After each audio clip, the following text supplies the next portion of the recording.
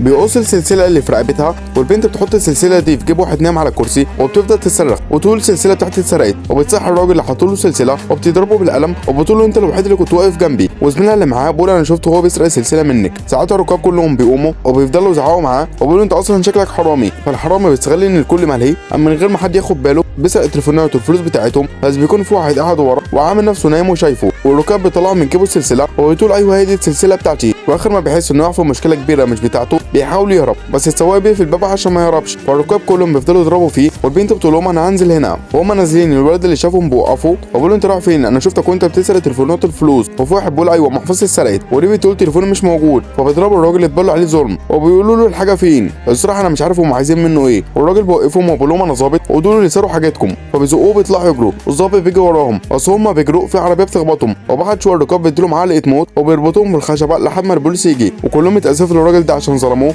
وبيلموا كمان من بعض فلوس تعويضا للاهانه اللي خدها دي.